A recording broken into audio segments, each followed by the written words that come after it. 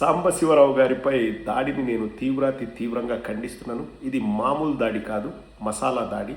ఇటువంటి దాడులు గర్హనీయం. మేము ఆక్షేపిస్తున్నాం, మేము అభ్యంతరపరుస్తున్నాం, మేము నిర్ద్వంద్వంగా ఖండిస్తున్నాం, తోసిపుచ్చుతున్నాం. ఇటువంటివి జరగకూడదు అన్నా. చాలండి అన్నా, చెప్పిన ఇంట్రో చాలు, మ్యాటర్ చెప్పండి అంటే నేను చెప్పడం ఎందుకు? సాంబా గారే చెప్తాను. సాంబా గారికి చెప్పండి. నాకు కనీసం అంటే ఒక 20-30 మంది ఫోన్ చేశారు ఈ రోజున. దయచేసి ఇంకొకసారి మా జోలికి వస్తే మాత్రం ఊరుకునేది లేదు.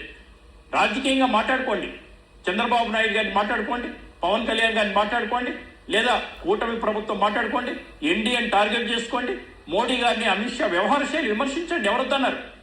మాకే సంబంధం దాంట్లో, మాకేం సంబంధం దాంట్లో? లేదు, మాకేం సంబంధం దాంట్లో? మాకేం సంబంధం అని 3 సార్లు అన్న ప్రపంచం మొత్తానికి తెలుసు సాంబా గారు. మీకు సంబంధం ఉంది, ఎందుకంటే మీకు బేటా ఇచ్చేది తెలుగుదేశం వాళ్ళని అందరికీ తెలుసు. ఇంకా దాంట్లో బుకాయించేది, దాచిపెట్టేది ఏం లేదు. It's open secret. మీరు తెలుగుదేశం తొత్తులు అని అందరికీ తెలుసు.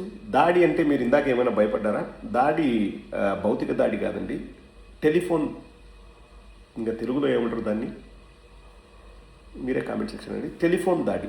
టెలిఫోన్ ధ్వనిలా నవ్వేదాన. ఎక్కడ దాడి జరిగినా మేము ఖండిస్తాం. సాంబా గారి భద్రతకు మేము అత్యంత ప్రాధాన్యత ఇస్తాం. ఎవరు కూడా దాడులు చేయొద్దు. ఇంకా అన్న నెంబర్ ఇస్తే మేము కూడా చేస్తామంటే, నా దగ్గర నెంబర్ ఉంది కానీ నేను ఇవ్వను. నేను ఎప్పుడు చేయలేదు, నేను ఇవ్వను. సాంబా గారికి ఇలా మీరు ఇబ్బంది పెట్టద్దు అన్నది నా మనది. ఇంకా పెడతామంటే ఇంకా మీ ఇష్టం, నాకు సంబంధం లేదు. అవును, ఉండొచ్చు. అంటే దాడి అని కూడా ఎందుకు అనుకోవాలి? అభిమానులు కూడా ఉండొచ్చు కదా. సాంబా గారికి 100ల్లో, 1000ల్లో, లక్షల్లో ఉన్నారు అభిమానులు. ఆయన ఒక కల్ట్ ఫిగర్ అయిపోయాడు సోషల్ మీడియాలో. ఒక జోకర్, క్లౌన్, బఫూన్ అయిపోయాడు. సో వెరీ డిఫికల్ట్ సిచ్యువేషన్ యార్. I don't know how to deal with it.